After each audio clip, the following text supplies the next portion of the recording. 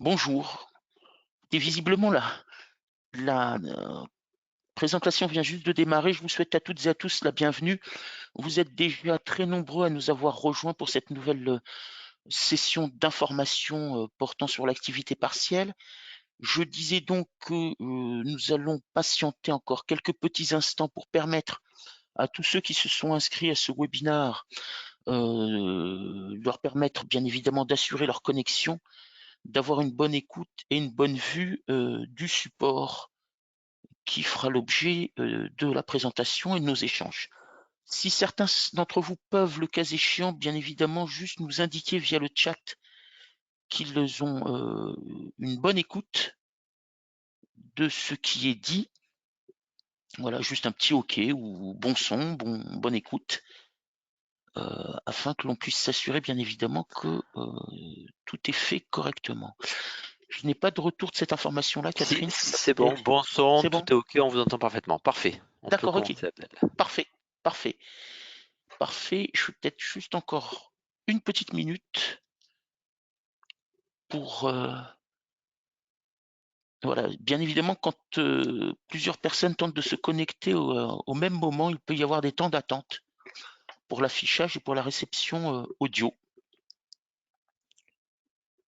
Bien, je souhaite encore la bienvenue à tous ceux qui nous rejoignent progressivement. On attend encore une cinquantaine de connexions, à peu près. D'accord, très bien. Voilà. Et nous allons pouvoir tout doucement débuter cette nouvelle session. Voilà, je pense qu'on a atteint visiblement un palier, si ce Ouais, n'est un je plateau. pense qu'on peut, Voilà, voilà, peut-être un plateau commencer. qui est un terme Les gens souvent viennent. usité ces derniers temps. Bien, merci. Merci de nous avoir rejoints. Je vous souhaite la bienvenue et le bonjour à chacun et à chacune d'entre vous. Je suis Abdelkader Beramdan. Je vais, comme il y a un peu plus de 15 jours, présenter l'actualité du moment. Elle sera essentiellement axée sur l'activité partielle et ses différents aspects que nous allons voir ensemble. Pour rappel, les informations seront, compte tenu du temps qui nous est imparti, assez générales. Les questions préalables sont assez nombreuses, nous en recevons quotidiennement. Certaines d'entre elles sont très à une situation particulière ou à l'activité particulière de chacune de vos entreprises. Donc des retours et les questions posées seront d'ordre général pour qu'elles puissent profiter au plus grand nombre. Et pour ce qui est des situations particulières, bien évidemment, nous y répondrons par écrit ultérieurement. Voilà. Je vous remercie de votre présence. Catherine Breton est également avec moi. Elle sélectionnera un certain nombre de questions qui seront adressées progressivement, qui nous ont déjà été adressées ou par le via du chat à chacune des étapes pour pouvoir clarifier, le cas échéant, certains points.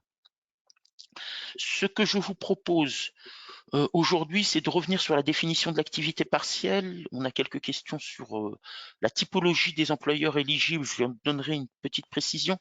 Je dirais également les salariés concernés, les modalités assez générales de détermination des heures indemnisables. On reviendra sur le sujet essentiel de l'indemnisation de l'activité partielle, donc en quelque sorte ce que vous devez à vos salariés placés dans cette situation-là. On sera assez rapide sur l'allocation qui est plutôt une chose déterminée, calculée par l'administration après que vous ayez rempli les démarches déclaratives. Nous aborderons la question des droits des salariés, notamment en période d'arrêt maladie ou la façon également dont on sera amené à gérer le cas échéant le jour férié. Il y en a un très prochainement. Et puis j'achèverai mon propos par une information complémentaire s'agissant de la prime exceptionnelle pour le pouvoir d'achat. Bien. Pour rappel, que nous dit la loi? Elle nous dit que l'activité partielle peut être un recours pour l'employeur lorsque notamment des salariés subissent une perte de rémunération du fait soit de la fermeture temporaire de l'établissement ou partie de l'établissement, ou soit en raison de la réduction de l'horaire de travail. Alors, ces deux situations sont générer, le cas échéant, pour des motifs de recours établis par le Code du travail, soit la conjoncture économique, certains d'entre vous ont malheureusement dû connaître, et c'était l'origine essentielle de la mise en œuvre de l'activité partielle, c'est bien évidemment lorsque l'entreprise connaît des difficultés de nature économique, eh bien éviter autant que possible la rupture du contrat de travail, le licenciement, des difficultés résultant de l'approvisionnement ou dues à l'approvisionnement de matières premières ou en énergie. Alors, fort heureusement, nous sommes encore dans une situation aujourd'hui où, malgré la crise sanitaire, nous ne rencontrons pas, à ma connaissance, ces difficultés-là. Le fait que l'établissement ait subi un sinistre, des intempéries de caractère exceptionnel. Alors effectivement, de temps à autre, au cours de l'année, telle ou telle région connaît malheureusement ce type d'intempéries. Accompagner l'entreprise également dans la transformation, la restructuration, la modernisation de l'entreprise, notamment en modernisant l'outil de production, le temps de la réadaptation, de mettre en œuvre un certain nombre de nouvelles technologies. Et dans le monde industriel, l'adaptation de la chaîne de production peut prendre un certain temps. Et puis, alors, ce qui nous intéresse, bien évidemment, dans la situation que nous connaissons maintenant depuis quelques semaines, c'est toute autre circonstance de caractère exceptionnel et qui a été totalement reconnue par le gouvernement, qui a conduit à prendre les mesures voilà, que nous connaissons depuis un certain temps et qui ont été encore renforcées par les dernières dispositions depuis notre précédent rendez-vous. Les mesures essentielles tiennent en l'obligation de la fermeture d'établissements recevant du public. Donc vous connaissez, si ce n'est que vous y travaillez, ou en tous les cas en tant qu'individu, en tant que consommateur, si je puis dire, la fermeture d'un certain nombre d'établissements que vous aviez sans doute l'habitude de fréquenter, et la fermeture de tous ces établissements considérés comme non essentiels à la vie de la nation.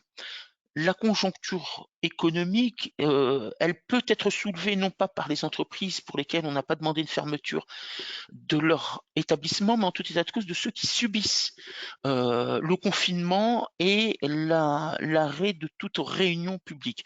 Alors, notamment dans ces catégories, les entreprises prestataires de formation, hein, voilà, il y a quelques mêmes entreprises qui avaient décidé de cesser toute formation de leurs collaborateurs avant même que le gouvernement prenne la mesure de confinement.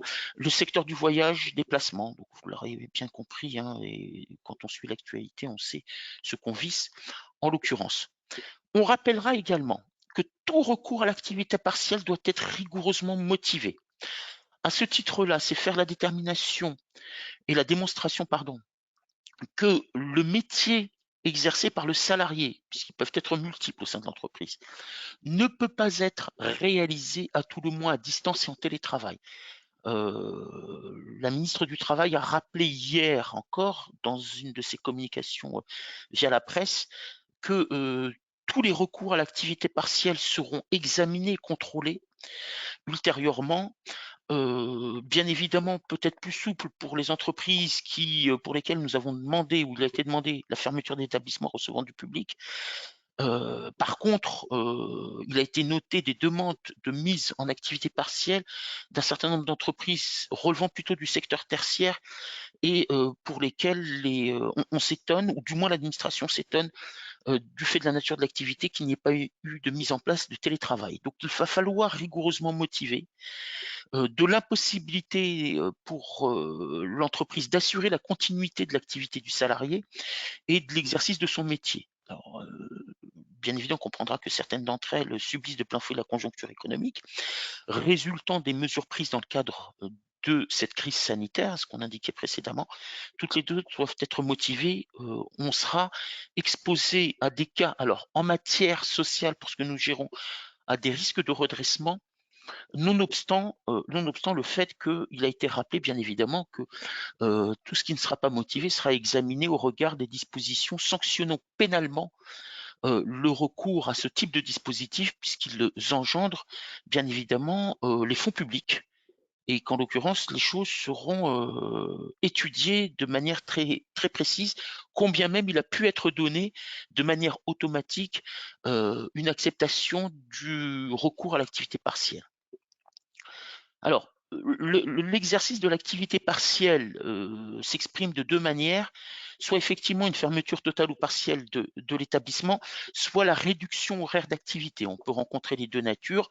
La réduction horaire d'activité déjà connue de quelques entreprises qui ont rencontré des difficultés économiques. Pour les autres, on est généralement, je dis bien généralement, parce qu'encore dans le cas de la crise sanitaire, certaines entreprises ont tout simplement réduit l'horaire d'activité. On est plutôt généralement dans la fermeture totale ou partielle de l'établissement en raison bien évidemment des métiers qui y sont exercés. Et puis, si jusqu'à présent, cette mise en activité partielle avait une durée limitée de 6 mois, elle est désormais de 12 mois. Certains d'entre vous nous ont interrogés sur les entreprises éligibles. Alors, il est vrai, et c'est assez apparent, que toutes les publications que nous recevons, combien même les dispositions régissant dans le Code du travail l'activité partielle, ne visent pas précisément les employeurs. Ce que l'on dégage généralement, c'est que les employeurs qui relèvent expressément pour la totalité de l'entreprise et pas pour une partie uniquement du personnel, pour la totalité de l'entreprise, de la législation du Code du travail et de la législation, plus particulièrement bien évidemment de la durée du travail, sont éligibles au dispositif. Certains d'entre vous peuvent avoir une forme juridique assez particulière, je pense notamment aux EPIC ou aux sociétés mixtes. Je reviendrai vers elles pour préciser les choses, sachant que notamment pour les sociétés mixtes, il y a toute une jurisprudence administrative sur la question et que à cet effet-là, également dans les dernières mesures prises, en tous les cas, le gouvernement, au regard et en opposition avec la jurisprudence qui a été dégagée sur ce point-là, notamment pour les régies particulière, il a élargi en visant très particulièrement cette activité-là, élargi l'activité partielle à toutes celles relevant de stations de montagne, remontée mécanique et ski. Voilà, donc j'ai bien noté, nous avons bien noté les questions particulières sur ces types d'employeurs et on y répondra bien évidemment ultérieurement en y apportant les références dont nous disposons.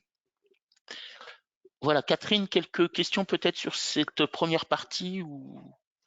Non, pour le moment, Très il n'y a bien. pas de Oui. questions. Oui, bon, c'était la partie introductive comme généralement. Effectivement. Quels sont les salariés concernés? Donc, il s'agit de tout type de salariés, hein, que le salarié conclue un contrat à durée indéterminée ou un contrat à durée déterminée, bien évidemment, consécutivement à la situation que nous connaissons, les salariés en CDD peuvent, du fait de leur métier et de l'activité qu'ils exercent, connaître cette activité partielle, que le salarié soit à temps plein ou à temps partiel. Là, ça ne change pas sur la durée du travail, bien évidemment, c'est encore une fois la situation de l'entreprise et le cas échéant de son métier qu'il exerce. Forfait heure ou forfait jour, alors certains d'entre vous nous ont posé la question sur les forfaits jours. Il est bien prévu dans une des lois qui a été publiée récemment que les forfaits jours sont compris dorénavant dans le dispositif d'activité partielle. Alors l'administration avait d'abord bien évidemment compris les choses cette population dans cette mesure d'activité partielle lorsque l'arrêt de travail concernait toute la journée. Elle l'avait admis également lorsque l'arrêt de travail était une demi-journée.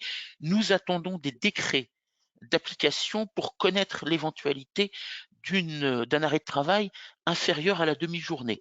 Alors, nous avons bien évidemment, conformément au mode de gestion de ces populations-là, un certain nombre de publications d'auteurs qui considèrent que il ne peut y avoir d'activité partielle lorsque l'activité partielle concerne une durée de travail inférieure à la journée. C'est tout à fait en conformité avec la législation. Pour autant, le gouvernement, dans une des ordonnances, a souhaité élargir à cette population et un décret doit être pris et la ministre du Travail a indiqué hier la publication très prochaine de toute une série de décrets. Il n'était pas présent à ce jour au journal officiel de ce jour. Donc, dès leur publication, nous les examinerons pour en donner plus de précision pour cette population-là. Sont compris également les salariés titulaires d'un contrat d'apprentissage ou salariés titulaires d'un contrat de professionnalisation. J'attire votre attention sur le fait ici, s'agissant des salariés en contrat d'apprentissage, et y compris en contrat de professionnalisation, les CFA, les centres de formation ou autres d'ailleurs, pas uniquement les CFA, puisque ça peut être des lycées, et ça peut être des salariés ou des apprentis en études supérieures, universitaires ou grandes écoles. Bien évidemment, ces établissements de formation sont fermés depuis maintenant le lundi 16 mars. Deux situations peuvent se présenter. La première, c'est la possibilité pour ces salariés-là ou ces apprentis de suivre une formation à distance assurée par leur école ou leur centre de formation, auquel cas, bien évidemment, ils sont dans une logique de formation à distance. Si ce n'est pas le cas, ils doivent rejoindre leur entreprise qui les accueille. Et bien évidemment, si au sein de l'entreprise qui les accueille, l'activité partielle a été mise en œuvre et qui sont compris dans les salariés pour lesquels l'activité partielle a été mise en œuvre, ils seront en activité partielle. Voilà. Donc, de deux choses l'une, soit ils ont de la formation à distance, soit en réalité la formation est reportée à une date ultérieure. Et dans ce cas-là, ils doivent rejoindre l'entreprise. Et si d'aventure l'entreprise est en activité partielle, ils sont compris dans le dispositif d'activité partielle. Les salariés exclus du dispositif, il y en a deux typologies, deux catégories, les VRP multicartes, puisque seuls les VRP exclusifs entrent dans le premier groupe, ceux qui sont éligibles à l'activité partielle, les salariés multicartes ne le sont pas, et les salariés détachés expatriés. Alors, la question peut être posée de savoir comment les choses se font. Bien évidemment, en tout état de cause, en réalité, les salariés détachés expatriés relèvent de la législation du lieu d'exécution de leur contrat. Qu'ils soient détachés ou expatriés au sens du Code de la sécurité sociale n'a pas d'incidence sur les règles relevant du Code du travail. Donc, en l'occurrence, en réalité, ils continuent, le cas échéant, d'exercer leur activité au sein de l'entreprise, au regard éventuellement, bien évidemment, de la continuité du travail qu'il peut y avoir. Tout dépend ensuite, par la suite, de la situation, plutôt de la clause de désignation de la loi applicable dans ce contrat de détachement d'expatriation. Alors, quand c'est de l'expatriation, généralement, la clause désigne la loi du pays d'exercice en raison de la durée assez importante de l'expatriation. Quand c'est un détaché, bien que cette subtilité-là entre détaché et expatrié n'existe pas dans la loi du travail, on examinera bien évidemment de plus près si la loi française est encore applicable et si d'aventure, au regard de la situation dans le pays d'exécution du contrat, il y a des dispositions particulières de chômage partiel, si je puis dire, d'activité partielle, et s'il y a lieu d'appliquer la législation française. Donc les choses sont assez subtiles, l'administration les en a exclus, bien évidemment, partant sur l'idée que c'est d'abord la loi du pays d'exécution du contrat qui est applicable en l'occurrence. Le contingent d'heures indemnisables a été relevé à cet effet, puisqu'il passe de 1000 heures à 1607 heures jusqu'au 31 décembre 2020. Donc nous avons une date limite au-delà, sauf si bien évidemment, malheureusement, cette crise sanitaire est d'une ampleur telle ou d'une durée telle qu'elle devait se proroger au-delà du 1er janvier prochain. En tout état de cause, on reviendra au 1er janvier à un contingent de 1000 heures pour l'année 2021. Bon, à ce titre, 1607 heures, c'est bien évidemment la durée au-delà de laquelle seraient générées des heures supplémentaires. Donc on la comprend bien évidemment comme l'équivalent, puisque ce n'est pas une durée légale définie en tant que telle dans le Code du travail, mais l'équivalent de la durée légale. Dans la limite de la durée légale, j'ai ici repris des schémas extrêmement simples. On reviendra, certains d'entre vous nous ont posé la question sur des types d'organisation de temps de travail, OTT, autre annualisation et un peu plus sophistiquée, si je puis dire. Là, alors, pour dire que la circulaire du 12 janvier 2013 en expose certains d'entre eux, d'autres ne sont pas expressément prévus. On vous dira ce que nous entendons en tout état de cause et partagerons avec vous notre compréhension des choses sous votre validation, bien évidemment, pour les mettre en œuvre. Dans les quelques exemples suivants, le salarié est sur une durée hebdomadaire d'activité de 35 heures. De quelle manière sont déterminées les heures indemnisables? 35 moins le nombre d'heures travaillées au cours de la semaine. Donc, à titre d'exemple, si le salarié a travaillé 20 heures, c'est 35 moins 20. Le nombre d'heures indemnisables est de 15. Dans le cas où le salarié exerce un contrat de 39 heures comprenant des heures supplémentaires structurelles, nous retiendrons également cette limite de 35 heures.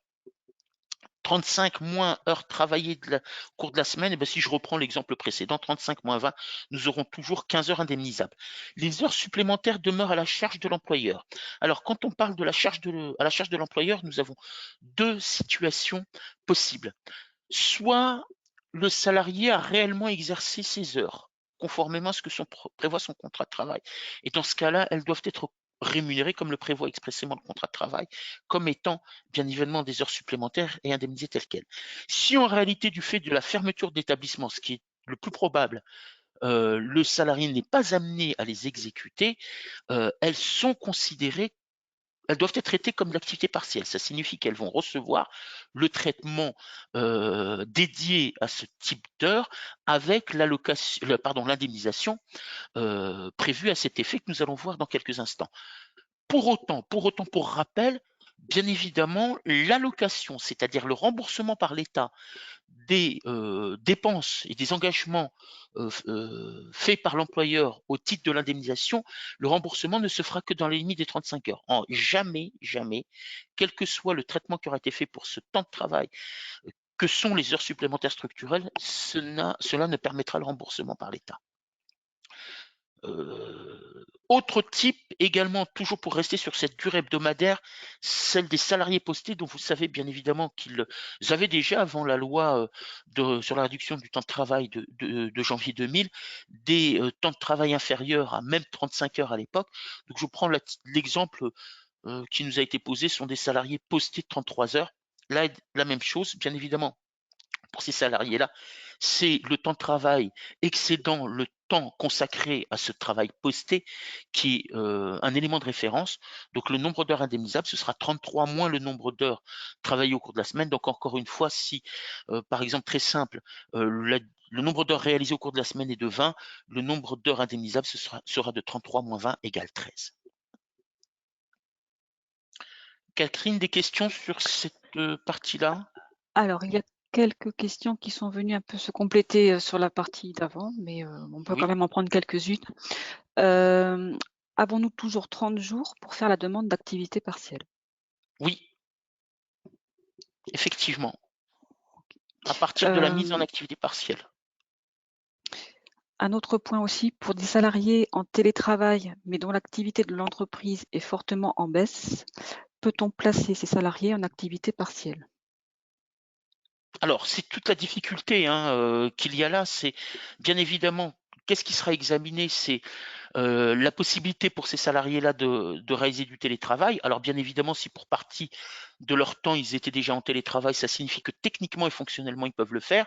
Ensuite, charge à l'employeur de faire la démonstration qu'à raison de leur métier, bien évidemment, et compte tenu de la baisse d'activité, bien qu'ils soient placés en télétravail, ils n'auraient pas pu réaliser une durée d'activité pour leur temps contractuel. Donc pour les 35 heures, je vais prendre un cas très simple, pour les 35 heures par semaine.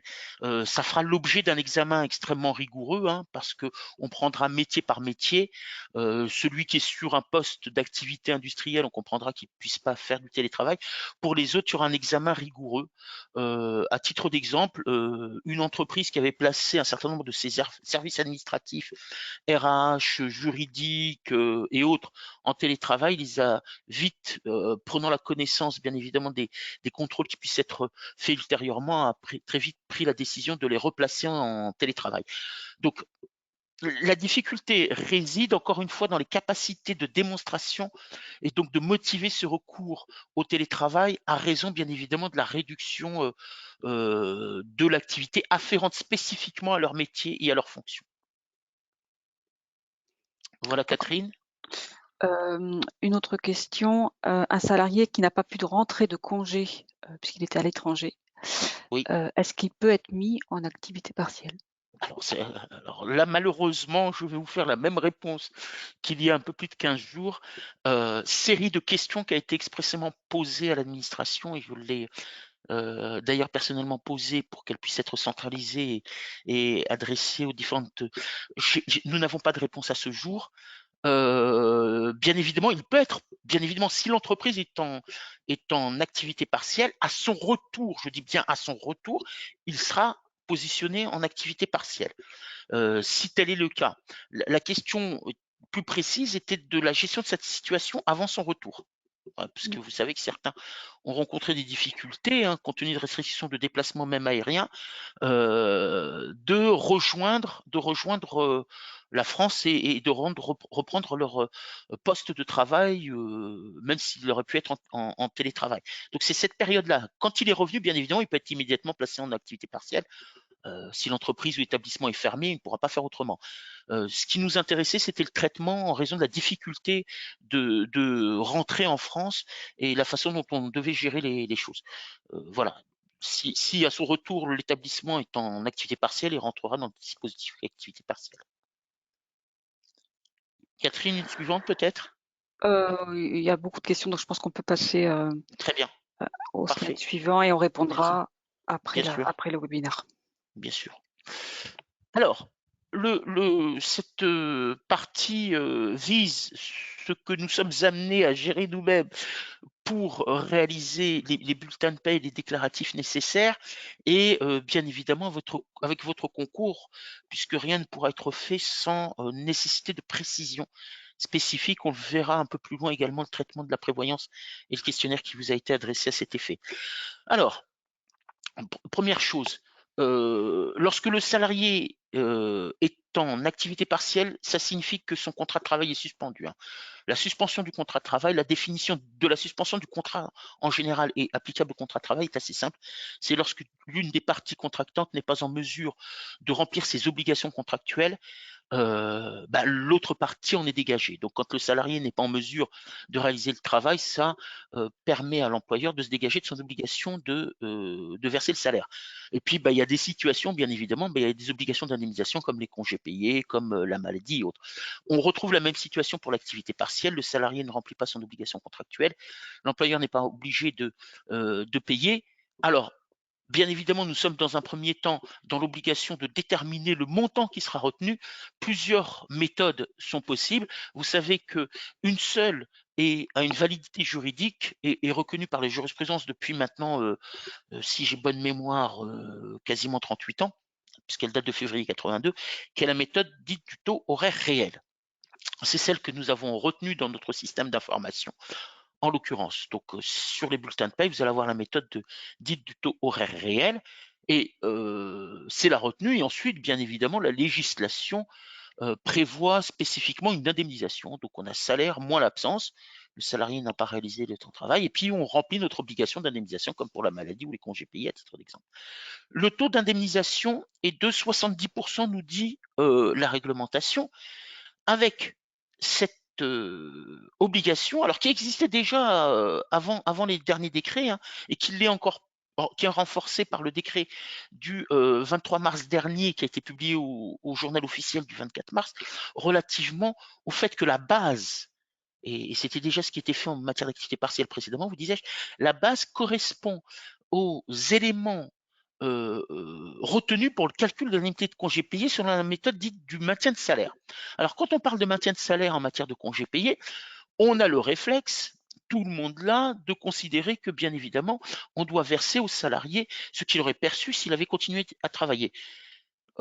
Sauf que bien évidemment, la résurgence dans cette situation-là de gestion de l'activité partielle et de l'indemnisation qui doit être versée aux salariés, c'est que on rappelle, l'administration rappelle et toute publication rappelle qu'à dire vrai, les dispositions du Code du travail sont un peu plus complets et un peu plus compliquées, si je puis dire, puisqu'on doit se référer expressément en réalité à la rémunération gagnée due par le salarié au cours de la période précédente l'événement. Donc, quand j'ai des congés payés, si je suis en congé payé au mois de juillet, ma période de référence, c'est celle du mois de juin. On retiendra cet effet-là pour constituer cette base, bien évidemment le salaire de base. Je rappelle également que les éléments constitutifs de l'assiette indemnité congé payé, qu'il s'agisse de la méthode dite du maintien de salaire ou dite du dixième, sont rigoureusement identiques. J'aborderai ensuite la gestion particulière des primes. Donc on retient bien évidemment le salaire de base, on retient les heures supplémentaires et complémentaires, alors exceptionnelles ou structurelles, enfin structurelles uniquement pour les HS, parce qu'elles ne peuvent pas être structurelles pour les HC, elles entrent dedans. D'ailleurs, quand vous faites le dixième, vous les comprenez bien évidemment dans la base. Les indemnités de congés payés, en l'occurrence, et vous le faites également pour le dixième, donc si au mois de février, le salarié a connu, et il y avait une période de congé scolaire, a connu une semaine de congé payé, bien on retiendra également. Nous avons décidé de retenir également les primes à périodicité mensuelle, dès lors qu'elles ont fait l'objet d'une retenue sur salaire, bien évidemment. On retient également la par maintien employeur si arrêt maladie, dès lors que bien évidemment elle est assimilée du fait de la convention collective ou du statut collectif ou des usages dans l'entreprise, dès lors qu'elle est assimilée à du temps de travail effectif pour des congés payés, à titre d'exemple, vous avez des conventions collectives qui nous disent la chose suivante, et la Syntec à titre d'exemple, vous avez une période de maintien de salaire de 90 jours en cas d'arrêt maladie et à 100%, et pour toute cette période-là, l'absence et l'arrêt maladie est assimilé à du temps de travail effectif, et le maintien de salaire de l'employeur doit intégrer la base d'assiette des congés payés. Donc on le retiendra, vous avez des conventions collectives qui considèrent, quand elles ont deux taux, pour une première durée, taux 1 à 100% ou à 90 et taux 2 à 85 ou un taux inférieur, aux deux tiers parfois, de considérer que seule la première période est assimilée à du temps de travail effectif pour intégrer la base des congés payés. Donc il faut être extrêmement rigoureux dans ce cas-là. Bien évidemment, il n'y a pas d'automatisme de la prise en compte de la part maintien employeur. Il y a lieu d'examiner avec rigueur la convention collective, votre accord collectif, le cas échéant, si vous en avez en entreprise, ou les usages pratiqués jusqu'à présent. Alors, se pose la question des primes avec une autre périodicité. Alors, la loi est totalement imprécise. Je pense notamment à ceux qui ont pu connaître des commissions trimestrielles, qui ont pu connaître des primes d'objectifs annuels ou semestriels, ou un bonus annuel. Si on devait appliquer de manière extrêmement rigoureuse la loi, bien évidemment, ces bonus, avec le montant conséquent qu'il peut y avoir, doivent intégrer l'assiette. Sauf que, à ce jour, nous ne disposons pas de précision légale et ni jurisprudentielle pour nous dire avec assurance que c'est le montant global qui doit être pris, ou s'il est permis de le rapporter à la durée couverte. Donc si c'est annuel, de prendre ce montant divisé par 12, si c'est semestriel, de diviser par 6, ou trimestriel, de diviser par 3. Donc nous sommes dans l'incapacité de le dire avec précision, faute d'éléments de nature légale ou de nature jurisprudentielle. Donc, nous avons pris le parti, en ce qui concerne SD-Works, de maintenir bien évidemment la périodicité mensuelle, ça pose moins de difficultés, et vous de nous dire bien évidemment si vous souhaitez l'intégrer ou pas et à quel niveau. On ne voudrait pas de manière automatique engager bien évidemment la détermination d'une indemnité à un montant conséquent du fait de l'importance du bonus qui a pu être versé au cours du mois précédent. Voilà ce que nous avons déterminé de manière plus simple, dans l'attente de précision encore de l'administration et de la façon dont ils peuvent apprécier les choses. Autre point que j'ai demandé de vérifier, encore une fois, le Code du travail nous demande de vérifier, de prendre en considération la période qui précède l'activité partielle. Si il a pu y avoir, alors notamment quand le salarié a connu de l'activité partielle au cours du mois de mars pour partie, est-ce que lorsque je vais déterminer mon taux d'indemnisation du mois d'avril, parce que je connaîtrai à nouveau, bien évidemment, de l'activité partielle, est-ce que je dois prendre en considération l'indemnisation de l'activité partielle, alors que c'est un revenu par définition de remplacement et donc pas d'activité, ou est-ce que, bien évidemment, je dois le reconstituer ou je dois l'écarter? Voilà. Et encore une fois, également, et de manière encore plus significative, si tout le mois d'avril était en activité partielle, que je devais avoir d'activité partielle au mois de mai, comment devrais-je constituer? Alors, on a quelques écrits ici ou là qui considèrent que l'on doit reprendre le mois précédant le premier arrêt en activité partielle. Pourquoi pas? Honnêtement, je n'ai pas cette conviction-là. Encore une fois, si je fais une interprétation rigoureuse du Code du travail, c'est le mois qui précède l'événement et mois par mois. Donc, j'attends que, au-delà de l'affirmation, on puisse avoir une base juridique, une assise juridique pour ceux qui donnent cette orientation-là. Moi, j'en ai pas la conviction, mais si l'administration nous demande de nous y référer expressément, très bien, on le fera une fois que les choses sont faites. J'ai indiqué qu'il y avait urgence, bien évidemment, à répondre à cette question-là. Le complément d'indemnisation versé, alors vous avez été quelques-uns à nous demander, à nous signifier, bien évidemment, le souhait de maintenir un certain niveau si je puis dire, entre guillemets, de rémunération, hein, aux salariés, à tout le moins pour le mois de mars et au-delà éventuellement. Alors, rappelons une première chose, c'est que le complément d'indemnisation n'est pas une obligation légale, ça c'est une première chose, que d'autre part, certaines conventions collectives le prévoient expressément. Je citerai à nouveau Syntec, nous avons des dispositions de même nature au sein de la convention collective chimie. Ça peut être un accord collectif au sein de l'entreprise, parce que vous avez des grands groupes qui connaissent parfois quelques périodes d'activité partielle et qui ont déjà déterminé avec leurs partenaires sociaux un cadre collectif pour gérer ce type de situation. Donc, ce qu'on vous demande, c'est bien évidemment, lorsque l'origine est d'ordre conventionnel, de vous référer expressément à la convention ou à l'accord, de vérifier les taux de maintien du salaire, la base et la durée. Pourquoi? Parce que si vous prenez à titre d'exemple ce que prévoit expressément Syntec, nous sommes à des taux en fonction du niveau de rémunération du salarié. Bon, voilà. Donc il faut se le faire préciser en l'occurrence. Ensuite, vous disais-je, la décision de maintenir un certain niveau d'indemnisation et un taux plus élevé relève de la décision de direction de l'employeur, hein, et de sa gestion et de la décision unilatérale. Dans ce cas-là, il convient également de se faire préciser les modalités pratiques. Qu'est-ce que je maintiens? Qu'est-ce que je vise? Le net ou le brut? Première question. Certains d'entre vous ont souhaité que soit assuré au minimum le net. Alors si le régime social, on verra dans un instant, est rigoureusement identique que celui de l'indemnisation légale, d'origine légale, ça oblige en tous les cas, par contre, il y aura toujours de la CSG, CRDS même à taux réduit, mais ça oblige à déterminer une sorte de brut fictif pour arriver à ce net-là et à opérer, chose extrêmement délicate, à une sorte de paye à l'envers, voilà, pour prendre une terminologie. Bah, la base de référence, bien évidemment, hein, net ou brut, oui, mais qu'est-ce que je mets dedans pour atteindre cet objectif-là, cette cible? Et puis la durée, parce que parfois la décision de maintenir une rémunération habituelle à un niveau net ou brut ne l'est que pour une certaine durée. Bon, voilà, sous réserve d'obligations d'origine conventionnelle, comme nous l'avons vu précédemment. Bien évidemment, ensuite, la décision unilatérale, c'est un plus qu'offre l'employeur. Il lui appartient, bien évidemment, de préciser les choses. Sous réserve toujours, alors la limite, c'est toujours le principe d'égalité de traitement entre les salariés. Lorsque vous mettez en œuvre ce type de mesures et de décisions, il ne peut y avoir d'inégalité de traitement fondée sur quelque motif que ce soit.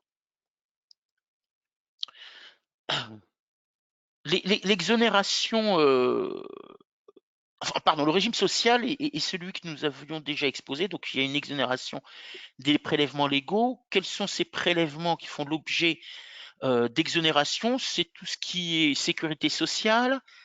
Alors, pour le salarié, maintenant, ne demeure que la retraite plafonnée et déplafonnée, hein, puisque la maladie et l'assurance chômage ont disparu. L'assurance chômage pour l'employeur et la retraite complémentaire. On reste assujetti à une CSG-CRDS, vous disais-je, à un taux réduit dans la mesure où l'indemnisation reçoit la nature de revenu de remplacement. Le taux est de 6,70. L'assujettissement à taux réduit de la CSG déductible est à 3,80 de 6,80. Puis on retrouve nos taux de CSG non déductible de 40 et CRDS à 0,50. Alors j'ai mis écrètement un point d'interrogation. L'article 11 de l'ordonnance du 27 mars dernier prévoit la suppression de l'écrêtement. Alors, cette interprétation qui a donné longuement débat et même une publication du réseau URSSAF qui affirmait clairement la suppression de l'écrêtement. À lire les premières dispositions comprises dans cet article 11, on vise expressément le dispositif d'écrêtement fiscal, ce que j'appelle l'écrêtement fiscal, et on abordera dans un instant l'écrêtement social. Qu'est-ce que l'écrêtement fiscal? C'est le fait que le salarié puisse bénéficier d'une réduction de la CSG et CRDS si son revenu fiscal est en deçà d'un certain seuil, et voire même en deçà d'un deuxième seuil, une exonération totale. Or, ce dispositif n'a jamais été mis en place par les opérateurs de paye pour la raison extrêmement simple et suivante, c'est que le salarié doit délivrer l'information relative à son revenu fiscal de l'année N-1, il doit délivrer cette information à son employeur pour pouvoir, le cas éventuel, ajuster bien évidemment la CSG due ou voir l'en exonérer. Première délicatesse, c'est que le salarié, même s'il s'agit de revenus faibles ou bas ou salaire bas, comme le dit l'administration, faut-il encore qu'il prenne la décision de délivrer cette information-là. Deux, à ma connaissance, il y a très très très peu d'employeurs qui ont demandé à ce qu'on soit mis en œuvre dans les systèmes d'information ce type d'écrêtement, et il y en a quasiment aucun qui a demandé à ses salariés de le tenir informé de leurs revenus fiscaux et de revenus fiscaux de référence. Donc il n'y a pas d'automatisme dans les systèmes d'information.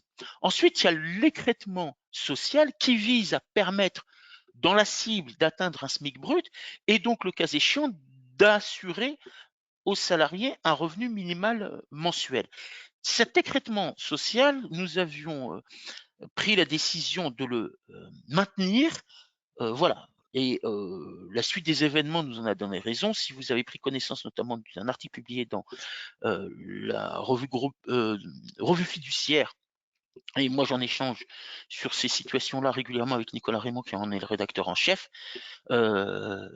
l'administration a effectivement fait le distinguo, donc cette fois-ci il le reconnaît, fait le distinguo entre l'écrêtement fiscal dont je donnais quelques éléments à l'instant, qui est lui supprimé, et l'écrêtement social qui est maintenu. Donc nous poursuivrons bien évidemment en ce sens la décision que nous avions prise antérieurement. Les revenus concernés par ce régime social, eh bien, ce sont tant à la fois l'indemnisation légale que le complément employeur, hein, sur lesquels nous attendons votre concours, encore je le rappelle, vraiment très précieux sur les modalités de détermination. Et si nous avons des paiements, je dis bien paiement des heures supplémentaires structurelles, et je dis bien paiement, non pas l'indemnisation, hein, je dis bien paiement, donc nous aurons un régime social de droit commun, puisque bien évidemment, comme je l'ai indiqué, ce régime de faveur applicable aux revenus de remplacement ne peut être exercé que dans la limite de la durée légale.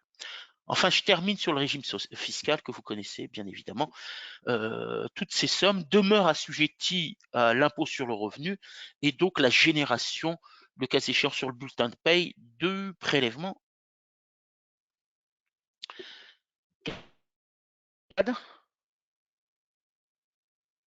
Allô? Allô? Je suis assez inquiet parce que Catherine, je t'entends plus. J'espère que vous m'entendez. Oui, on t'entend, Abdel. J'avais juste mis Pardon, sur mute pour pas perturber je comprends. la session. Je te remercie. J'avais quelques craintes. Des questions sur cette partie-là? Oui, il y a quelques questions. Alors, par rapport à l'indemnisation de l'activité partielle, comment calcule-t-on l'indemnisation de l'activité partielle pour ceux qui ont du variable tous les mois? Alors, comme je l'indiquais, hein, nous avons pris la décision, je vous le rappelle ici, que toutes ces sommes, quand je dis prime, j'avais indiqué prime et bien évidemment tous les éléments complémentaires au salaire de base, qui sont versés régulièrement, nous avons pris la décision, compte tenu de leur périodicité et du rythme de versement, de les inclure dans l'indemnisation. Nous considérons que la difficulté ici n'est pas réelle, puisqu'il n'y a pas lieu de rechercher s'il convient de tenir compte de la période couverte. On sait que la période couverte est mensuelle, et nous avons, alors là, pour le coup, si vous me permettez l'expression, il n'y a pas de difficulté d'ordre juridique, il y a l'effacement ou l'absence de difficulté d'ordre d'appréciation de la périodicité.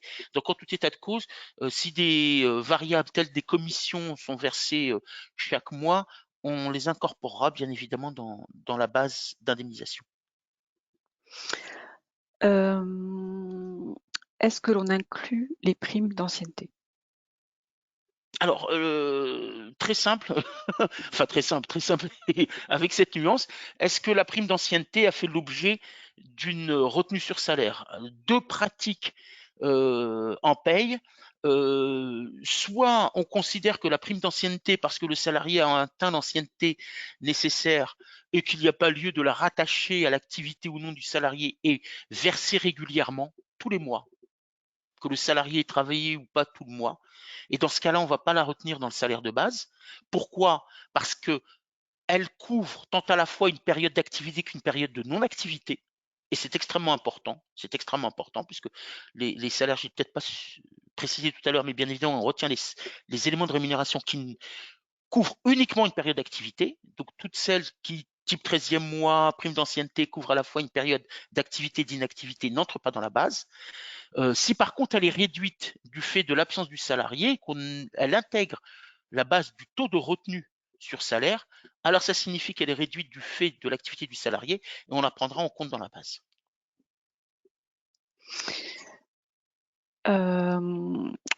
Étant sur une convention collective Syntec, est-ce qu'on peut ne pas appliquer le taux plus avantageux de Syntec en rédigeant un accord unilatéral?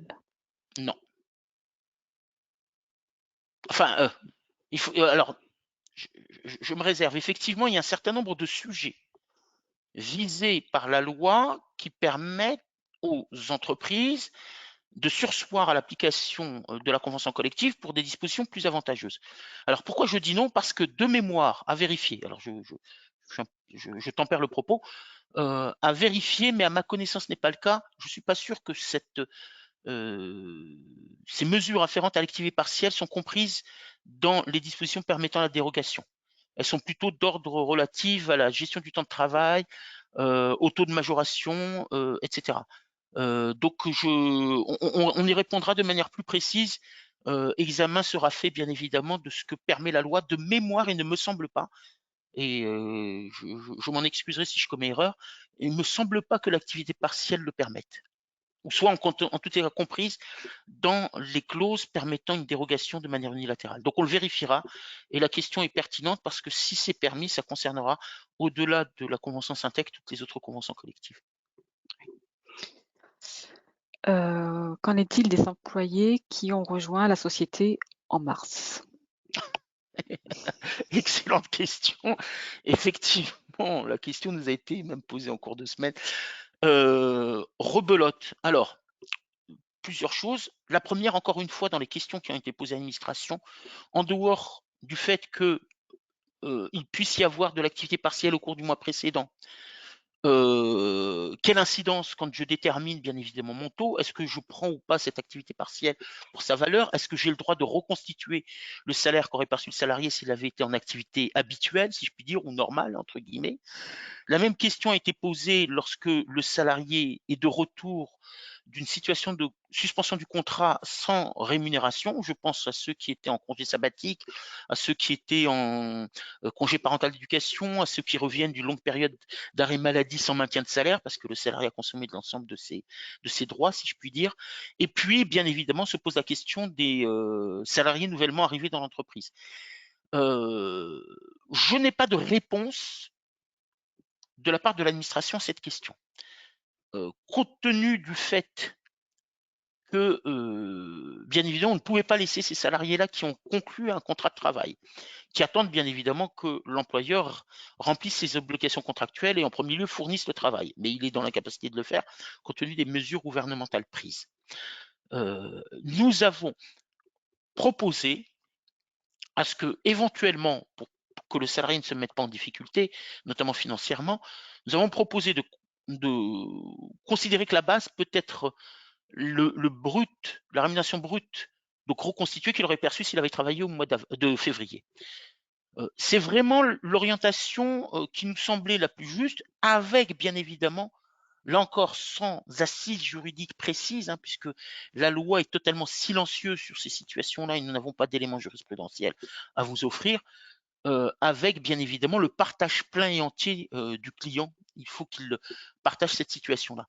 Alors, quel risque également, la question m'avait été posée, quel risque encourt l'employeur? C'est que si, bien évidemment, il n'y avait pas lieu d'établir une indemnisation et a fortiori, ça signifie que l'administration ne procédera pas au remboursement et caractérisé par cette allocation d'activité partielle, eh bien, on soit dans l'obligation de demander aux salariés, le cas échéant, soit aux salariés de demander le remboursement, soit une requalification des sommes versées comme recevant pas la nature de revenus de remplacement, mais de revenus d'activité et donc assujettis à l'ensemble des sommes.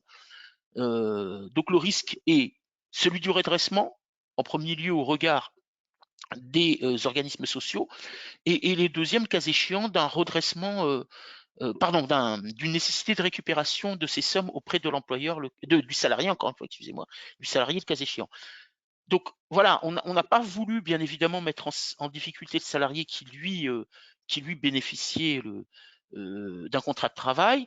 Ce qu'a indiqué la ministre du Travail dans une situation quasi analogue mais plutôt différente, c'est qu'en advient-il des salariés qui avaient reçu notamment pour le mois de mars, alors que l'entreprise est en activité partielle, une promesse d'embauche.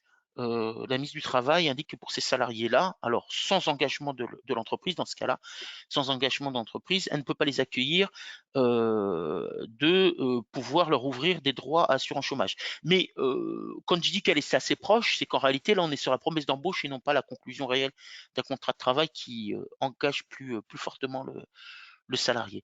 Voilà dans la situation dans laquelle on se trouve. J'en attends toujours la réponse. Voilà, la solution que nous avons proposée, s'il l'acquiesce aux clients qui nous avaient saisis notamment sur cette question-là, c'est de reconstituer le salaire, de le traiter comme d'activité partielle, avec bien évidemment le double risque social et à l'égard du salarié qu'il peut y avoir ultérieurement. Et s'il s'agit de remboursement, bien évidemment, nous procéderons à un étalement en considérant qu'il s'agisse d'une avance sur salaire en l'occurrence. Voilà, Catherine. Peut-être une dernière question. Qu'en Oui. est-il de l'acquisition des RTT avec l'application de l'activité partielle? Alors, je ferai la réponse répétitive que je fais depuis de très nombreuses années à chaque fois qu'il y a une situation de suspension du contrat de travail pour savoir si on attribue des RTT. La réduction du temps de travail par attribution de RTT est un des modes de cette réduction du temps de travail. Mais c'est un mode qui doit faire l'objet d'un accord collectif en dehors des situations dérogatoires, notamment pour les entreprises de 50 salariés, qui pour elles, l'employeur peut y opérer dans une certaine limite de temps à une décision unilatérale, mais quand on a plus de 50 salariés, c'est impérativement un accord collectif, soit de branche, soit au sein de l'entreprise. C'est l'accord collectif qui précise les modalités attributives des RTT. Donc, je ne peux que vous renvoyer, je ne peux pas faire autrement d'ailleurs, que vous renvoyer à ce que dit l'accord collectif. Alors, vous allez me dire, mais peut-être silencieux sur l'activité partielle. J'en disconviens pas. Sans doute que cette situation n'a pas fait l'objet d'échanges et de conclusions et de clauses particulières. Le fait est, c'est que l'activité partielle, il va falloir la traiter comme une suspension du contrat. Qu'est-ce que je fais lorsque le salarié est malade? Voilà. Lorsque le salarié a demandé une absence, payée ou non, mais c'est également une suspension du contrat de travail. Ce sont des situations où le salarié, en tout état de cause, n'a pas réalisé, je vais prendre l'exemple assez simple, les 39 heures attendues dans la semaine. Alors, qu'est-ce qui se passe lorsque le salarié, à titre d'exemple, est en congé payé les lundis et mardis, qui vient travailler, y compris même à 7h40, mercredi, jeudi, vendredi?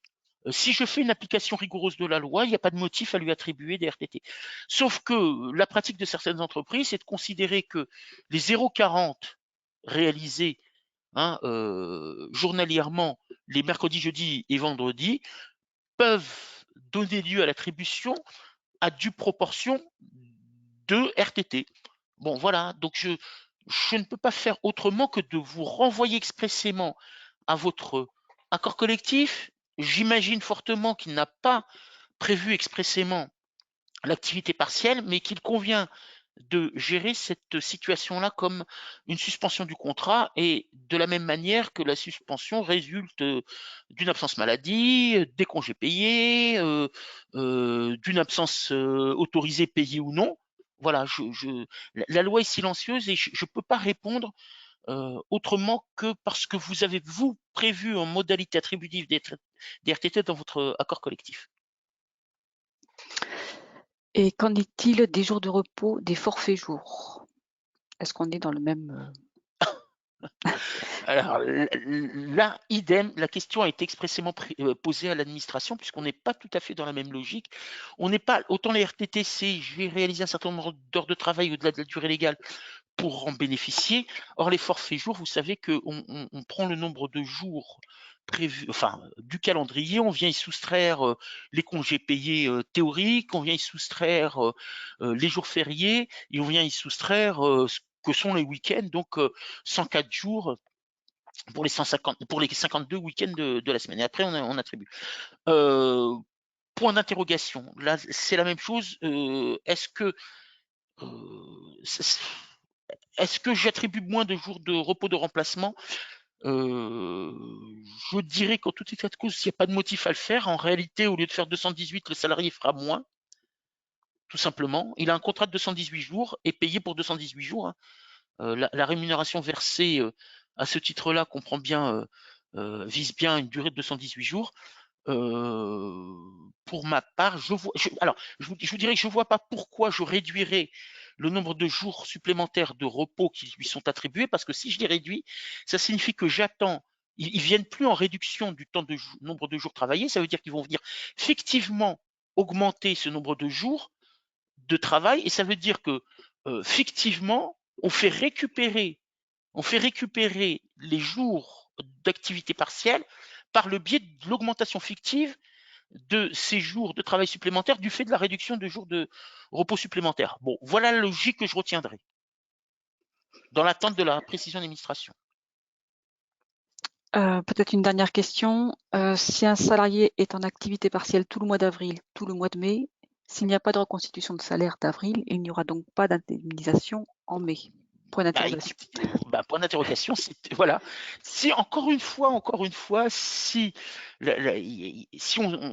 fait une application rigoureuse du Code du travail, c'est ce qui risque d'arriver, à l'administration de nous dire. Parce que si je me réfère et à la fois au Code du travail et à la fois ce qui est dégagé par la jurisprudence relativement à la gestion d'indemnités de congés payés pour cette méthode dite du maintien de salaire qui nous oblige à nous référer à la période antérieure, seules, bien évidemment, les périodes de plein exercice, et donc celles qui ne sont pas qualifiées de suspension du contrat de travail, sont retenues pour l'attribution. Alors là, l'attribution, en tous les cas, des congés payés, on sait pour l'activité partielle, mais elle ne nous dit rien sur la prise en compte ou non de l'indemnisation de l'activité partielle. Donc, faute de précision jurisprudentielle, en l'occurrence, et du silence de l'administration sur ce particularisme, c'est le risque que l'on peut avoir. J'espère qu'ils toléreront en tout état de cause l'élaboration d'une rémunération fictive pour éviter la perte de salaire. Merci Abdel, je pense que tu peux poursuivre Merci, les merci slides. Catherine. Merci. Donc je poursuis. La question de l'allocation est celle qui pose. Ah si, pardon, juste une chose. Peut-être que je veux revenir en arrière. Juste sur un point, sur l'indemnisation. Vous avez le taux de 70% et vous allez voir dans un instant la diapo relativement à l'allocation qu'elle fixe un minimum de 8,03 de l'heure pour le montant de l'allocation. Juste un point bien précis sur cet aspect-là et le taux minimal. Le décret et les dispositions réglementaires du Code du travail qui n'ont pas été modifiées du fait de la nouvelle réglementation qui a été prise par le gouvernement en raison de la crise sanitaire que nous connaissons. Ces dispositions réglementaires ne prévoient pas expressément un taux minimal de 8,03. Alors, ça signifie que le taux minimal de 8,03 pour l'indemnisation n'a pas d'assise réglementaire. Alors, pourquoi nous l'avons inscrit? Pour la raison suivante, c'est que sans assise juridique, l'administration, et c'est sa doctrine, nous demande de maintenir, en tous les cas, une indemnisation avec ce taux minimal de 8,03. Ça, c'est la position de l'administration, qui n'a pas d'assise réglementaire et qui ne se réfère pas à un texte précis pris récemment ou ancien. Ça, c'est une première chose. La deuxième, c'est que nous considérons que si l'allocation, et c'est pour ça que j'y reviens maintenant, si l'allocation prévoit ce taux minimal de 8,03, c'est ce que percevra l'employeur, on ne peut pas en tout état de cause verser un montant d'indemnisation inférieur et faire en sorte que l'employeur, alors même s'il est minime de quelques centimes d'euros par heure, il peut être important en fonction du nombre d'heures pour le salarié, voire en fonction du nombre de salariés de manière plus importante, il y a bien évidemment le risque de ce qui est visé par le Code civil, qu'on appelait encore avant cette réforme du Code civil un enrichissement sans cause, ou qu'on appelle maintenant un enrichissement injustifié, c'est-à-dire que l'employeur, de manière totalement injustifiée, sans qu'il en ait une cause qui résulterait d'une action du débiteur, en l'occurrence le salarié, eh bien, puisse bénéficier d'un avantage financier qui serait caractérisé par cette différence entre le taux d'indemnisation qui n'a pas de, ou en tous les cas, oui, le taux horaire sans qu'il ait un taux minimal de 8,03 et le taux de remboursement dont il bénéficiera au titre des 8,03. C'est pour ça que vous aurez bien évidemment ce taux minimal de 8,03. Alors, tout ça pour en revenir effectivement à cette allocation que vous recevrez. La base, alors le texte est tout aussi clair, hein, bien évidemment, et encore renforcé par le décret du 23 mars. La base de calcul de cette allocation est rigoureusement identique à celle de l'indemnisation, c'est la base CP maintien de salaire. Et pour rappel, le taux de 8,03 est lui non applicable, nous dit aussi clairement le texte, au contrat d'apprentissage et au contrat de professionnalisation. Voilà, sur le sujet, je n'irai pas plus loin, si ce n'est que pour vous dire que la demande de remboursement est pour le moment toujours réalisée par établissement. La dernière fois, je vous parlais du préfet, mais c'est bien évidemment la directe et en son sein l'inspection du travail, mais parce que la directe est rattachée au préfet du département. Elle doit se faire toujours département par département. Le décret du 23 mars que je citais à l'instant dans son projet, dans sa version projet de décret, avait prévu initialement une centralisation des demandes par le siège de l'entreprise s'il y avait multi-établissements. Cette centralisation, à cette date-là, n'apparaît plus. Tout ce qui est prévu, c'est toujours, bien évidemment, une déclaration centralisée pour ce mois d'avril, sans que nous ait été donné de manière précise une date de mise en œuvre de centralisation de la déclaration. Nous recevons progressivement des informations de la part des équipes ou des directions et des services fonctionnels dédiés à l'adaptation des déclarations dématérialisées sur les modalités de gestion des fichiers et des interfaces. Nous demeurons bien évidemment en contact avec eux. Il y a encore une réunion prévue mercredi à cet effet pour recevoir des compléments d'information et des précisions supplémentaires pour affiner ce qui devrait être la centralisation de cette déclaration et que nous espérons bien évidemment pouvoir mettre en œuvre dans la deuxième quinzaine d'avril si ces délais-là sont respectés par les directions et les services chargés de cette mission-là dans les différents ministères. Voilà sur ce volet allocation, mais voilà, que nous n'allons pas traiter directement en paye, mais pour lesquels l'employeur fera la demande de remboursement et via bien évidemment les modalités déclaratives qui seront à notre disposition. Y a-t-il des questions sur cette partie spécifiquement, Catherine? Catherine, je pense que tu t'es mise en Oui, mute. oui, je l'ai remis sur mute. J'avais deviné. Non, je pense qu'on le peut D'accord, très poursuivre. bien. Très bien. Alors, les deux derniers points, l'avant-dernier, c'est le droit des salariés. On va en avoir un schéma dans un instant pour dire que cette loi du 23 mars d'urgence pour faire face à l'épidémie de Covid-19 a supprimé la carence en matière de calcul et de versement des IJSS. Idem, bien évidemment, pour le versement du complément de salaire.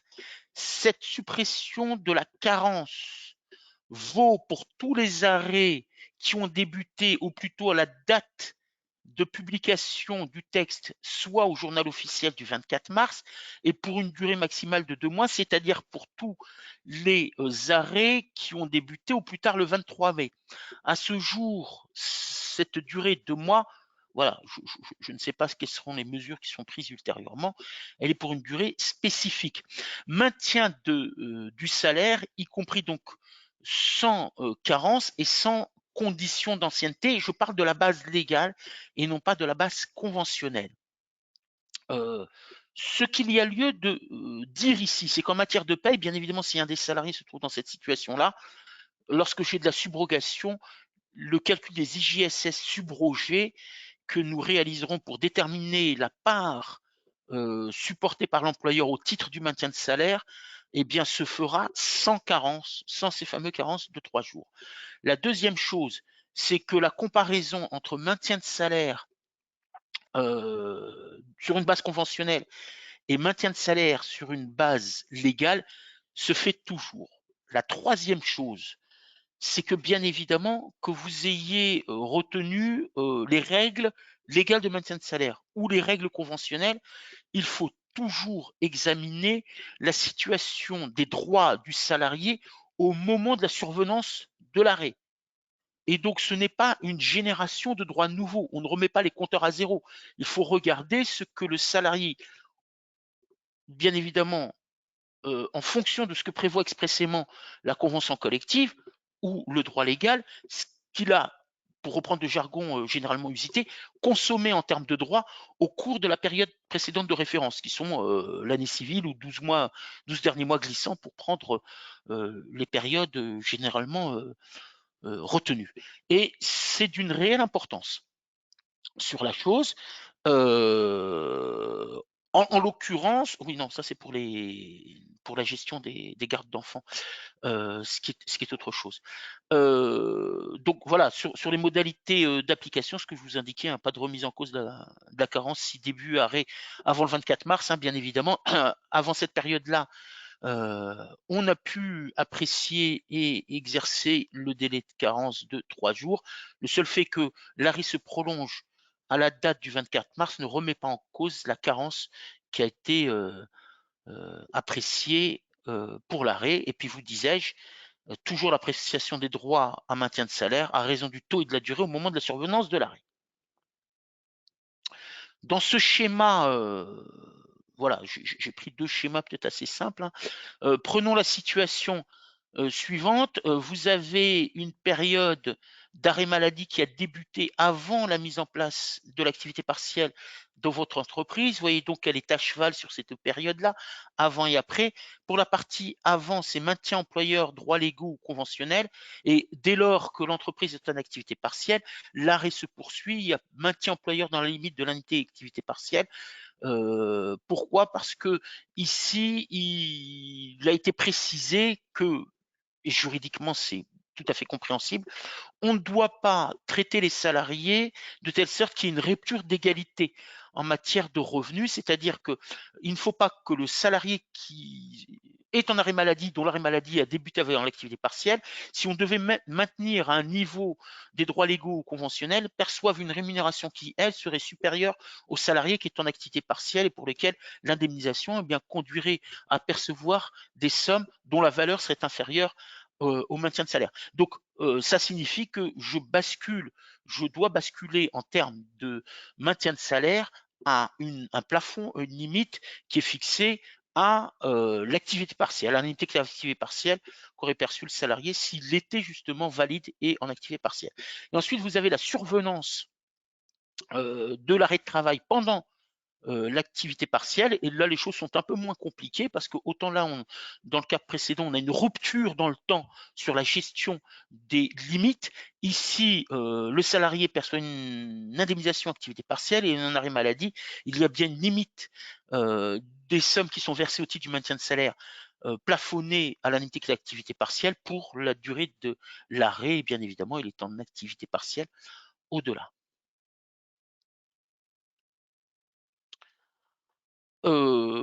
Maintien des garanties durant l'activité partielle. Donc, ça, c'est la prévoyance. Alors, pourquoi la prévoyance? Pardon, excusez-moi, je suis passé comme s'il s'agit de la maladie, mais pourquoi la prévoyance nous intéresse?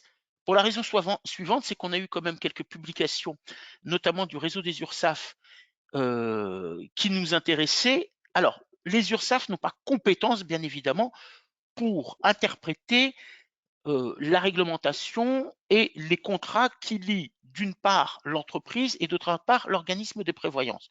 Mais les URSSAF ont compétence pour connaître bien évidemment de l'interprétation du Code de la sécurité sociale et de et des dispositions qu'il porte relativement au mécanisme dit de réintégration sociale. Vous savez que la part patronale finançant la prévoyance, comme la part patronale pour la mutuelle, bénéficie d'une exonération dans un certain plafond, et au-delà, l'excédent fait l'objet, et les gens qui sont spécialistes de la paie le savent, font l'objet, les excédents, de ce qu'on appelle la réintégration sociale. Donc la part excédant ces plafonds-là, lorsqu'elle est constatée dans la mise en place du mécanisme de réintégration sociale, doit être réintégrée, comme l'on dit dans le brut SS.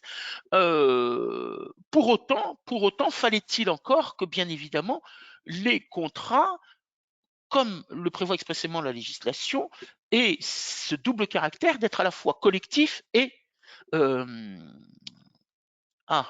obligatoire. Excusez-moi, le deuxième caractère m'échappait. Collectif et obligatoire. Pour cela, ce qui sera observé, hein, y compris pour les contrôles ultérieurs de la part des URSSAF, c'est dans le contrat, est-ce qu'il y a bien eu maintien des garanties durant la période d'activité partielle? C'est-à-dire que le salarié en activité partielle est-il toujours couvert par ce contrat de prévoyance? Et cela a son importance pour l'application du régime social et fiscal. Donc, avant même de savoir si on a financé la prévoyance durant cette période, c'est est-ce que, pour conserver le caractère obligatoire et collectif, est-ce que le salarié est toujours couvert par le régime de prévoyance? Première observation, donc bien évidemment qu'il faut aller rechercher dans le contrat qui vous lie à votre organisme de prévoyance. Ensuite, la deuxième chose, et c'est l'objet du questionnaire qui vous a été adressé, c'est de s'assurer de la mise en conformité avec les clauses contractuelles de financement. On ne sait pas faire autrement pour dire s'il y a lieu, pendant cette période de suspension du contrat de travail, s'il y a lieu de continuer d'une manière ou d'une autre à financer l'organisme de prévoyance, que de vous renvoyer à ce que prévoit ce contrat de prévoyance. Par défaut, puisqu'il y a eu rappel encore des représentants de ces organismes de prévoyance, et redit même par des courriers de groupes de prévoyance adressés à leurs entreprises clientes, rappelez à nouveau. Malheureusement, je vous dirais, sans référence juridique, et nous avons demandé à ces organismes, regroupant l'ensemble des groupes de prévoyance, de nous donner une assise juridique sur l'obligation d'intégration de l'indemnité d'activité partielle dans l'assiette de cotisation. Ils s'y refusent. Et pour l'une des lettres dont nous avons pris connaissance d'un groupe de prévoyance, idem, on nous demande également d'intégrer l'indemnité d'activité partielle dans l'assiette de cotisation sans référence textuelle. Alors, nous ne voulons pas mettre, bien évidemment, les entreprises qui nous font confiance en difficulté, et au risque, bien évidemment, le cas échéant, d'un contrôle ultérieur ou de difficultés liées à leurs relations contractuelles avec leur organisme de prévoyance. Nous vous demandons expressément, et de manière importante et nécessaire pour une bonne gestion dans le système d'information, de répondre à ce questionnaire et de nous dire ce qui est prévu dans votre contrat de prévoyance. C'est d'aventure, et c'est tout à fait compréhensible, s'il en s'est fait des situations de suspension du contrat de travail, ou seulement certaines situations de suspension de contrat de travail, au cas de suspension de contrat de travail, sont visées, de se faire préciser par échange avec votre organisme de prévoyance qui doit être fait au titre de l'activité partielle. Alors, il est fort probable qu'il y ait demande d'intégration de l'activité partielle. Cela étant, les choses peuvent aller beaucoup plus loin, et peut-être que votre contrat, dans le cadre de suspension du contrat de travail, oblige, le cas échéant, soit une reconstitution de la rémunération brute, comme si le salarié avait travaillé, si ça devait être l'assiette de prélèvement, soit le plafond de sécurité sociale, puisque vous savez que ce plafond est réduit au titre de l'activité partielle. Donc, à vous de nous dire, et encore une fois, pour l'option retenue par SD Works, pour ne pas vous mettre en difficulté, et à la fois en cas de contrôle ultérieur des URSSAF et avec votre organisme de prévoyance, c'est d'intégrer l'indemnité d'activité partielle. Mais vérifiez-le, parce que en réalité, il n'est pas exclu que les clauses prévoient d'autres modalités, dont de la reconstitution du plafond ou du brut, et cela pourrait vous être reproché en termes de cotisation, soit par l'organisme, soit ultérieurement par les contrôleurs URSSAF. Enfin, bien évidemment, il peut y avoir une couverture avec maintien donc des garanties au bénéfice des salariés avec une absence de cotisation. Et là, on considérera qu'il y a gratuité de la couverture de prévoyance, mais il faut bien évidemment que la clause le prévoit expressément, ou en tous les cas l'interprétation qui en est faite par votre organisme de prévoyance, dont on vous demande bien évidemment d'en recueillir un écrit pour vous protéger ultérieurement. La gestion des jours fériés, il y en a un, vous disais-je, qui va arriver là, c'est lundi, dans 3 jours. De quelle manière doit-elle être gérée? Soit votre établissement en réalité a coutume d'être ouvert le jour férié, donc habituellement non chômé, ce qui peut se comprendre pour un certain nombre d'entre eux, mais pour lesquels il y a eu demande de fermeture parce que l'établissement reçoit du public. Donc dans ce cas-là, on considérera que ce jour férié habituellement non chômé entre dans le dispositif global d'activité partielle et il sera traité comme un jour d'activité partielle et à ce titre-là avec toutes les conséquences que cela peut avoir. Soit le jour férié est habituellement chômé et que nous dit le Code du travail, c'est que le salarié ne doit pas connaître de réduction de sa rémunération. Alors, il ne doit pas connaître de réduction de sa rémunération, il est chômé, un certain nombre d'entreprises sont fermées le lundi de Pâques, pour prendre cet exemple bien précis, et donc à cet effet-là, il doit recevoir la rémunération habituelle. Cela oblige à un traitement isolé. Donc toutes les heures non effectuées au titre de l'activité partielle jusqu'à la fin de cette semaine se verront traitées comme des activités partielles, comme des éléments d'activité partielle. À partir de mardi, ce sera le cas, mais par contre, eh bien, pour la journée de lundi, nous allons réserver un traitement particulier en considérant que ce jour-là doit recevoir une rémunération habituelle, ce qui signifie que pour les entreprises qui se trouvent dans ce cas-là, le bulletin de paie du mois de février comprendra éventuellement pour une journée une somme constituant un brut, même aussi minime qu'elle soit, et avec le régime social de droit commun que nous connaissons. Voilà Catherine sur cette partie-là, des questions? Oui, bon, il y a beaucoup de questions, donc je pense qu'on aura bien évidemment le FAQ après le webinaire qui sera mis à disposition. On peut en prendre quand même quelques-unes, puisqu'après je crois qu'il reste plus qu'un slide, c'est ça? Oui, tout à fait. Donc par rapport à l'activité partielle pour fermeture d'établissement, que devons-nous faire si nous recevons un arrêt pour une personne qui est atteinte du Covid, alors que l'établissement est en activité partielle? Ah bah vous le traitez, vous le traitez comme ce cas de figure, c'est un arrêt maladie de droit commun. Donc il sera en arrêt maladie, il reçoit, ça signifie qu'il est en arrêt maladie, il l'a signifié à la sécurité sociale va verser des IJSS, et il sera compris dans ce dispositif-là, avec bien évidemment le cas échéant, donc un maintien de salaire s'il lui reste des droits, et si maintien de salaire il y a, avec une indemnisation qui se limitera à l'indemnité d'activité partielle qu'il aurait perçue, et donc qu'il a déjà d'ailleurs perçu pour la période antérieure, il percevra en lui souhaitant bien évidemment de retrouver meilleure santé et que son arrêt soit d'une durée limitée. Alors, une autre question sur l'indemnisation des arrêts sans carence. Est-ce que cela concerne bien tous les arrêts de travail? Oui, le texte ne fait pas de distinction. Le texte ne fait pas de distinction. En l'occurrence, il s'agit de tout arrêt, en l'occurrence, pour lesquels sont versés des IJSS maladie. Donc, y compris garde d'enfants? Y compris garde d'enfants? Alors, le fait est, c'est que la garde d'enfants est à la discrétion de l'employeur. Deux situations se posent. L'employeur pour lesquels il y a eu de la garde d'enfants, alors que la décision avait été déjà prise d'autoriser ce recours d'arrêt parce que les établissements scolaires étaient fermés avant même que soit mise en place au sein de l'entreprise l'activité partielle. Là, il y a continuité de la garde d'enfants et en l'occurrence, bien évidemment, il y a carence puisque généralement l'arrêt date avant le 24 mars. Hein. On rappellera que l'absence de délai de carence pour tous les délais, voilà, qui débutent au plus tôt le 24 mars. Au-delà,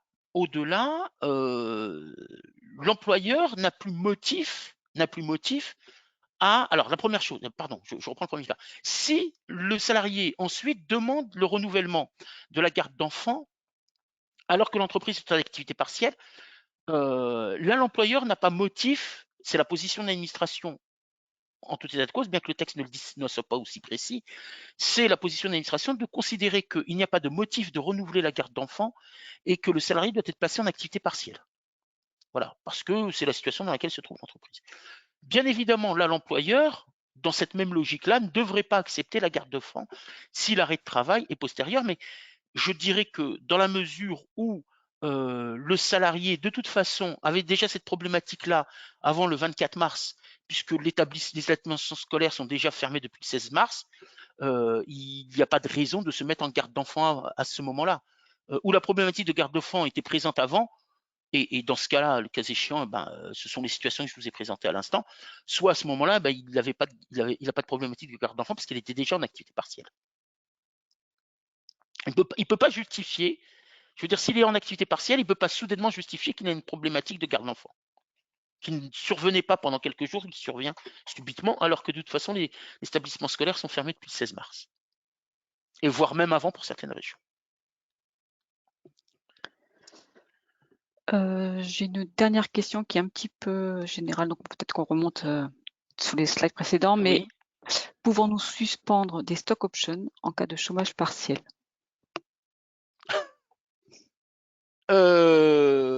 Il y a des décisions prises qui sont en matière de stock option. Elles le sont suite à une décision en assemblée générale extraordinaire. Elles le sont selon des modalités fixées par le conseil d'administration. Je ne vois pas ce que l'activité partielle pourrait venir perturber le versement de ces stock options. C'est pas lié à l'activité du salarié, c'est pas du temps de travail effectif. Donc le contrat de travail, on ne peut pas dire que le versement des stock options est lié à l'effectivité du travail du salarié. Du moins pour là. Alors ensuite, bon, peut-être on peut rendre éligible certains salariés arrivés à une certaine date uniquement ou avec une certaine ancienneté. Ça, c'est autre chose. Mais c'est pas la rémunération du temps de travail effectif du salarié, le stock option, en aucune manière. Donc le fait que le contrat soit suspendu ou pas n'a pas de raison d'empêcher ou de suspendre le versement de stock option. Donc, à titre personnel, et c'est un point de vue personnel, je ne vois pas ce que la suspension du contrat de travail du fait de la crise sanitaire viendrait suspendre ou voire même remettre en cause, qui serait encore beaucoup plus surprenant, remettre en cause le versement de ces stock options. Donc, à mon sens, la procédure doit continuer. Merci Abdel. Je te propose de poursuivre. Merci. Oui, c'est juste le dernier point, donc ça ne va pas être très long. C'est une diapo. Juste pour vous indiquer que nous avons une ordonnance du 1er avril qui établit le report de la date de versement de la PEPA, prime exceptionnelle pour le pouvoir d'achat. Vous vous souvenez sans doute tous que cette date de versement devait se faire, ce versement devait se faire au plus tard le 30 juin. La date limite de versement est reportée au 31 août. Et un aménagement en matière de conditionnement à la conclusion, à la présence d'un accord collectif est mis en vigueur à une certaine date. Alors, cette condition est suspendue et n'existe plus, en tous les cas, en matière de versement de la prime exceptionnelle de pouvoir d'achat. Par contre, on maintient un montant limite d'exonération sociale et fiscale à 1 000 euros. Si par contre l'entreprise est couverte par un accord d'intéressement, le gouvernement double le montant exonéré puisqu'il est porté à 2 000 euros. Voilà, donc assez incitatif. Précédemment, c'était assez incitatif, mais dans les limites de 2 000 euros. Ça n'est plus incitatif, mais toujours dans cette limite de 2 000 euros. Et c'est incitatif à la conclusion d'un accord d'intéressement avec le bénéfice d'une exonération allant jusqu'à 2 000 euros. On rappellera qu'il s'agit d'une exonération fiscale et de toute cotisation et contribution sociale, y compris de CSG, CRDS, Encore une fois, bien évidemment, je ne peux que renvoyer au contrat s'agissant de la prévoyance et ce qu'on appelle mutuelle ou frais de santé, hein, de manière plus technique, pour connaître de l'éventualité de l'intégration de cette prime dans la base de cotisation de ces deux dispositifs-là. Et enfin, hors ordonnance, vous savez que normalement, la date de versement ça m'échappe, de la participation et de l'intéressement est au plus tard le premier jour du 6e mois de la clôture de l'exercice fiscal, donc normalement 1er juin. La date de manière temporaire, la date de versement, l'obligation de versement est portée au 31 décembre.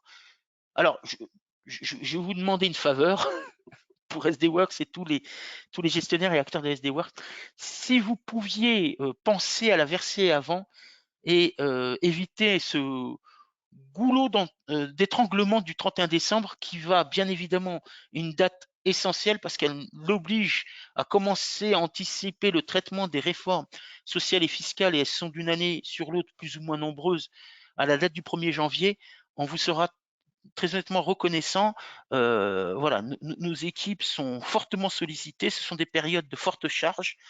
Alors effectivement, la loi permet une date reportée limite au 31 décembre, mais pour les spécialistes de paye ou même RH, vous savez que c'est une date conséquente en termes de charge de travail. Donc, si vous pouviez anticiper les verser un peu plus tôt, ces primes de participation et d'intéressement, ça nous éviterait effectivement une charge de travail et des risques de confusion en cette période de fin d'année qui est une période certes de fête, mais pas forcément dans le bon sens, en tout état de cause, pour tous les acteurs de la paye.